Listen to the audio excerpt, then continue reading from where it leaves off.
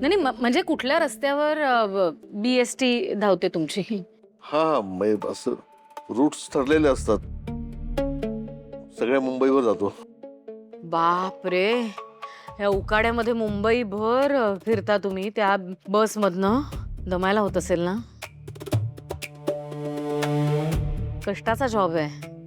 BST मध्ये त्या बसमध्ये बसायला तरी मिळतं का तुम्हाला? हा मिळतं ना, पण मी नाही बसत, दिवसभर उभाच असतो. चांगलंय.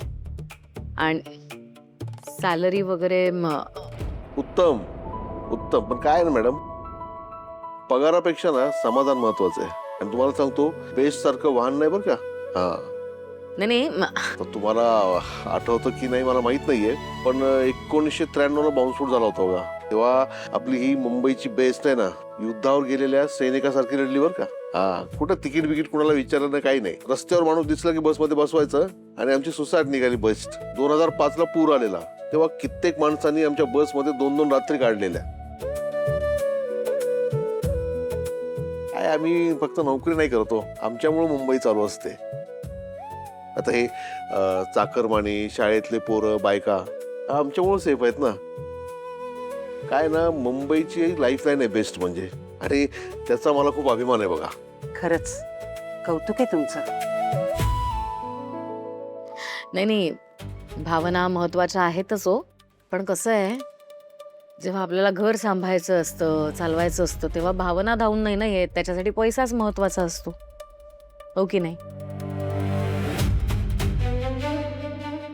हे आणि हे आजकाल तुमच्या BST मध्ये संप बिंप पण खूप होता तो, तेव्हा कसं मॅनेज करता? होतं मॅनेज, करतो. आता एवढी वर्ष. नाही बरोबरच आहे. आणि जोडीला असा साथीदार असल्यावर काही अच्छा, म्हणून म्हणून परमिलाताई, तुम्ही तो केटरिंगचा व्यवसाय सुरू केलाय, घराला थोडा हातभार लागावं म्हणून. चांगला, I am so proud of you.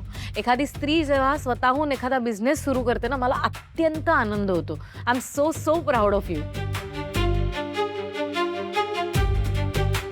पण तुमचंही कष्टाचंच काम आहे हो. म्हणजे आता समोरच्याला छान छान जेवण करून खाऊ घालायचं म्हणजे सकाळपासून रात्रीपर्यंत राबावंच लागतं.